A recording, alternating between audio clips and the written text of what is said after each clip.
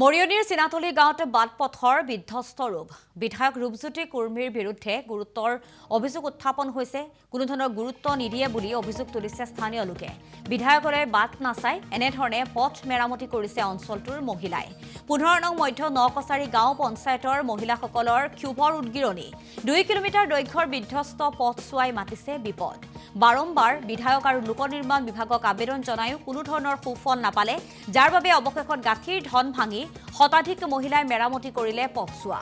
নিৰ্বাচনৰ পূৰ্বে পথচোৱা মেৰামতি কৰি নিদিলে ভোট বৰ্জনৰ হুংকাৰ প্ৰদান কৰিছে অঞ্চলবাসীয়ে আৰু সেই স্থানত উপস্থিত আছে আমাৰ সতীৰ্থ দীপক দত্ত পোনপটীয়াকৈ আমি দীপক দত্তৰ কাষলৈ যাব বিচাৰিছো মৰিয়নি সমষ্টিৰ 15 নং নকছাৰী 4 নং ৱাৰ্ডৰ চিনাতলী গাঁৱত চিনাতলী গাঁৱৰ যিটো চিনাতলী গাঁও মাউতজুলি সংযোগী যিটো পথ মই সতীৰ্থক দেখুৱাবলৈ জনাইছোঁ এইটো এটা প্ৰায় 2 কিলোমিটাৰ দৈৰ্ঘ্যৰ এটা পথ আৰু এই পথটো আজি দীৰ্ঘদিন ধৰি ৰাইজে নিৰ্মাণ কৰি দিবৰ কাৰণে বাৰম্বাৰ স্থানীয় যি বিধায়ক আছে বিধায়কৰ লগতে বিভাগীয় লোক নিৰ্মাণ বিভাগকো তেওঁলোকে অনুৰোধ জনাই আহিছে কিন্তু অদ্যাপি এই পথটো নিৰ্মাণ কৰাৰ ক্ষেত্ৰত তেওঁলোকে কোনো গুৰুত্ব প্ৰদান কৰা নাই মৰিয়নি সমষ্টিৰ প্ৰায় 80% পথ কিন্তু বাগিচাৰ পথ কিন্তু ইতিমধ্যে নিৰ্মাণ কৰা হৈছে বা গ্ৰাম্যাঞ্চলো নিৰ্মাণ কৰা হৈছে কিন্তু এই চিনাতলী গাঁও হওক লুখৰাখন গাঁও হওক সমষ্টিটোৰ কিছু অঞ্চল আছে য'ত নেকি বিধায়কৰ সুদৃষ্টি নপৰে নে লোক নিৰ্মাণ বিভাগৰ তেওঁলোকে আওতাতে নপৰে কি এটা লক্ষণীয় বিষয় হ'ব চিনাতলী গাঁৱৰ আজি এই মহিলাসকল ইয়ালৈ ওলাই আহিছে তেখেতসকলে সমাগত যিহেতু বাৰিষা আৰু একমাহ দুমাহ পিছত বৰষুণ আৰম্ভ হ'ব তাৰ আগতে তেওঁলোকে পথটো মেৰামতি কৰি যাতায়াতৰ সুচল কৰি ল'বলৈ তেওঁলোকে বিচাৰিছে বাইদেউ এই পথটো যেহেতু আমি দেখিছো আপোনালোকে ইয়াত কটাৰী মাৰি এটো আপোনালোকে মাটি তুলি আছে হয় কৰিছো কিয় আপোনালোকে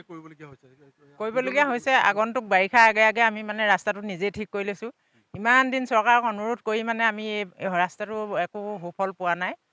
বাৰিষা আগৰ কিবছৰতো আমি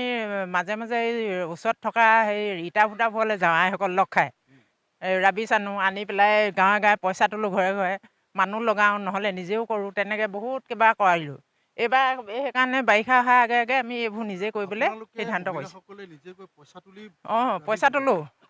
পইচা তোলোঁ নিজে যাওঁ জেঠমহীয়া বহাগমহীয়া গৰমত কাম কৰোঁ স্কুলীয়া ল'ৰা ছোৱালী যাবলৈ অসুবিধা হয় আমি ডাঙৰসকলে আইতাকে মাকে দেউতাকে নি সেই পকাডোখৰত তুলি তুলি থৈ আহিবগৈ লাগে চাইকেল ঠেলি নিব লাগে ল'ৰা বগা কাপোৰ কানি লেতেৰা হয় ল'ৰা স্কুললৈ খোজকাঢ়ি যায় মাক দেউতাকে ল'ৰা ছোৱালী বাইকত বা চাইকেলত তুলি সেই পকাডোখৰলৈকে আগবঢ়াই দিবলগীয়া চৰকাৰক অনুৰোধ কৰিছোঁ আমাৰ ৰাস্তাটো ঠিক কৰি দিব লাগে নহ'লে আমি আগৰ ৰাস্তাটো আমি এতিয়া ক'বলৈ বেয়া যদিও কৈছোঁ ভোট বৰ্জনৰ নিচিনা এটা মানে বিকল্প কাম কৰিহে আমি সেইভাগে ৰাস্তাও আনিলোঁ গতিকে এইবাৰো উপায় নহ'লে তেনেকুৱাই কৰিব লাগিব উপায়টো নাই কৰিব লাগিব কৰিব লাগিব তাৰমানে আমি আগতো তেনেকৈয়ে কৰিবলগীয়া হৈছে এইটো আমি বৰ দিগদাৰ হ'লে সেইটোৱে কৰিম আৰু সাংবিধানিক নিয়ম নহ'লেও আমি বৰ্জন কৰিবলৈ মানে বাধ্য হ'বলগীয়া হৈছে হয় সেইফালৰ পৰাই আমি গতিকে অনুৰোধ কৰিছোঁ চৰকাৰক আমি সেইভাগি নকৰাকৈ যাতে আমাক এই কামটো কৰি দিয়া সেই বেয়া কামভাগ আমি কৰিবলৈ মন নাযায় কিন্তু কৰিবলৈ যাতে নকৰাকৈ আমাৰ কামটো হয় সেইটোৱে চৰকাৰলৈ অনুৰোধ সেয়াই এয়া হ'ল চাওক এয়া হ'ল যিগৰাকী গাঁৱৰ মহিলা তেওঁ কৈছে যে তেওঁলোকে বাৰিষা হ'লে ইয়াৰ গোটেই গাঁৱৰ মহিলাসকল গৈ পেলাই যি কাষৰ যি ইটা ভাটা আছে ইটা ভাটাৰ পৰা তেওঁলোকে ৰাবিছ আনি পেলাই পথটো পেলাই মেৰামতি কৰে এইখন হ'ল হিমন্ত বিশ্ব শৰ্মাৰ অসম হয় যি সময়ত মুখ্যমন্ত্ৰীগৰাকীয়ে অসমৰ উন্নতিৰ কাৰণে ব্যাপক হাৰত তেওঁ কাম কৰি আহিছে বিভিন্ন আপোনালোকে দেখিছে ৰাস্তা পদূলি ফ্লাইঅভাৰ বিভিন্ন অনুষ্ঠান প্ৰতিষ্ঠান তেওঁ নিৰ্মাণ কৰি আহিছে কিন্তু সেইখন অসমতে একাংশ গাঁৱৰ এই চিনাতলী গাঁৱৰ মৰিয়নি সমষ্টিৰ চিনাতলী গাঁৱৰ মহিলাই কিন্তু তেওঁলোকে গাঁঠিৰ ধন ভাঙি তেওঁলোকে কষ্ট কৰি